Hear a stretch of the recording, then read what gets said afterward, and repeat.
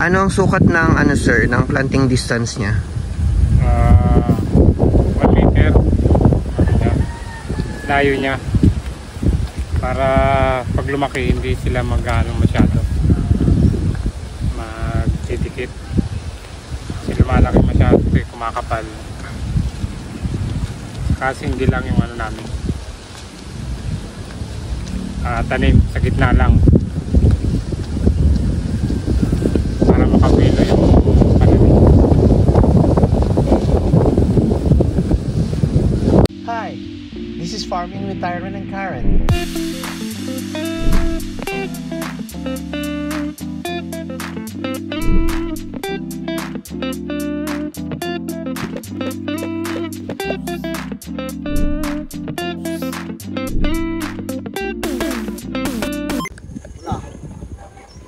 Magandang hapon po, ka-FTK. Ngayon po ay ipapakita po namin sa inyo ang tama pong pagpa-plastic mulch. Tataniman po ng sili.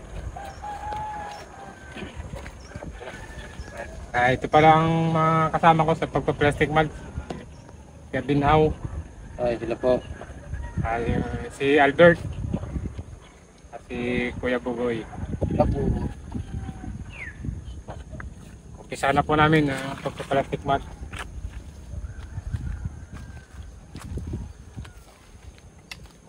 Ito, bali kaya namin dito sa gilid para ibabaw namin yung dulo ng plastic mulch para hindi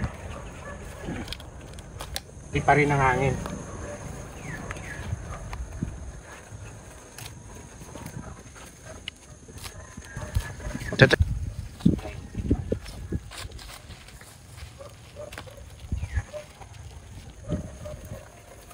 Ako muna ang batakin.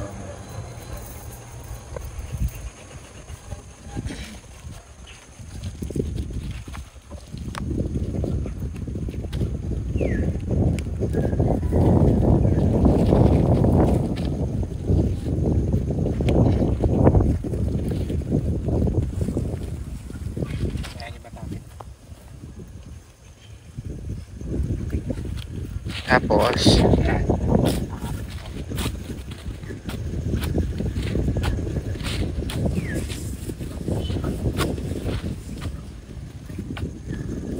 kung papansin nyo po, yung plastic mulch namin may mga butas na.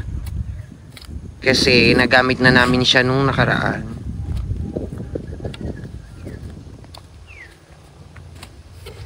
Ano sir?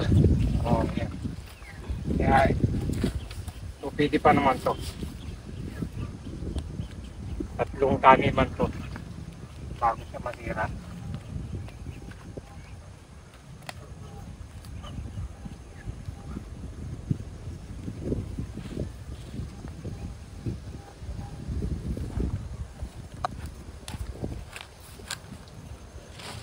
Natawaban po yung gilid para hindi pa rin ang hangin.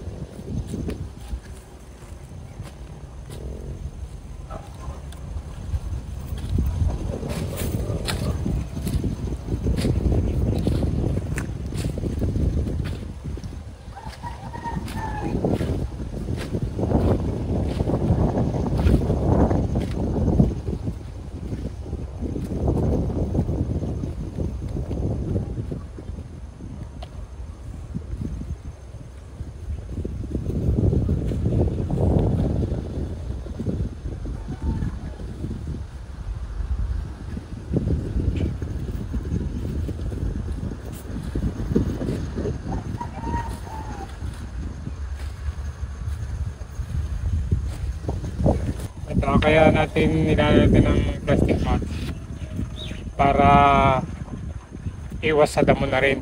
At least na sa damo o sa insekto rin itong plastic mulch. Nakakatulong din.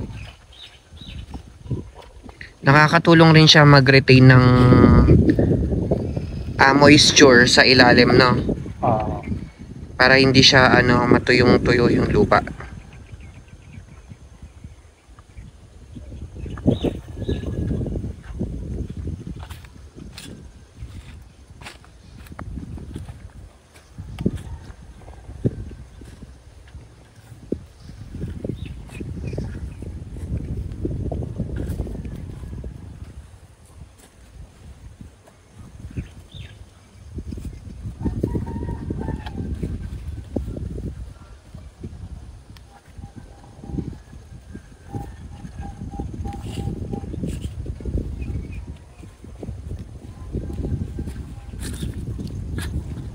Bakit ang tahimik nyo?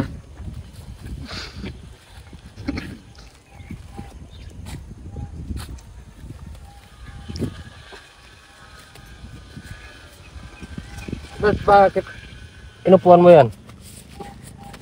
Para hindi siya umurong, para hindi lumuwag. Ganun ba yun? Oh. Maganda pag nabinat para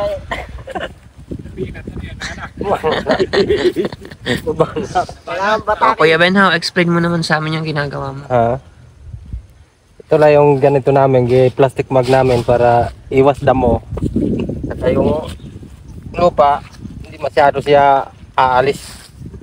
Dito Paano lang. yan? Paano yan? Yan, yung ginagawa mo. Ay tinutusukan para dili aalis yung plastic. Yung no. Right.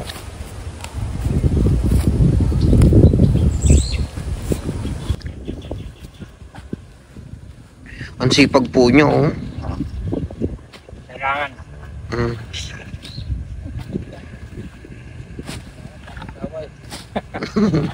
Patay ka.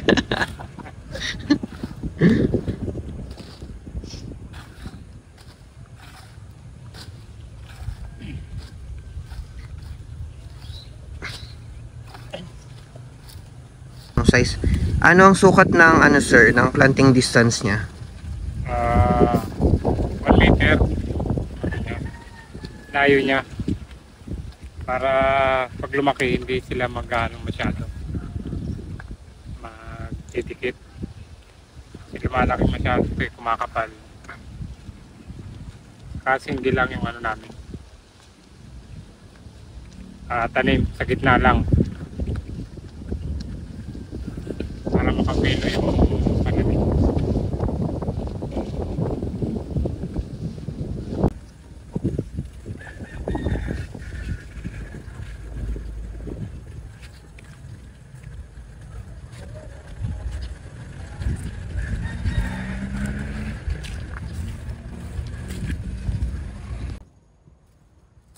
Pinuputol ko po to para po may panglock sa plastic. Para silbing lakas ng plastic to. Okay, para hindi liparin, no? Opo. Para hindi po siya liparin.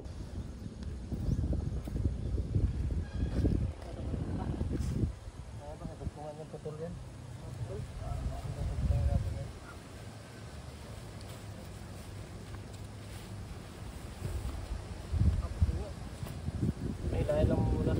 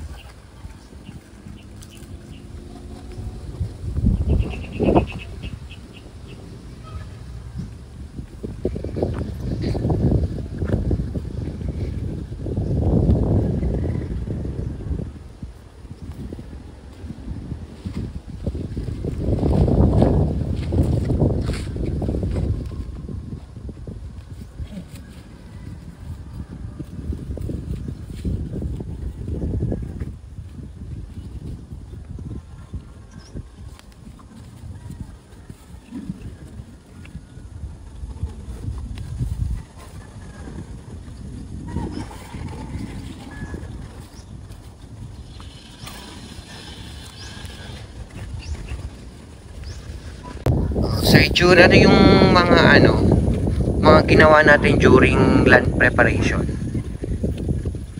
Ito, inano namin yung ginawang plat. Bali, ang tawag dito, anong natin ito? Inararo. So, inararo namin itong bed. Tapos yun, inano namin. Ginawa namin plat, tapos nilawakan namin ng carbonous rizal para buwagag yung lupa niya. Huwagag na yan. Oo. Ito. Maganda na yung taniman. Hindi siya dikit-dikit na. Para yung ugat ng sili. Ayos. Dami yung maganda. Ilang araw ka inabot, kuya, pag tawag dito? Araw. Pagtatraktor. Dalawang araw. Bilis. 2 o 3. Danig yan. Mga 3 araw, Ang Inabot ng isang araw at pag-trip.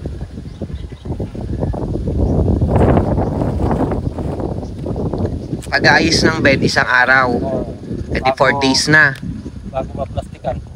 Tapos plastic mulch, Butin yata itong 2 araw. 2 araw. Oo. Mabagal din to eh. O 1 linggo ang paglaland prep. Ready na ba yung mga seedlings natin? Oo.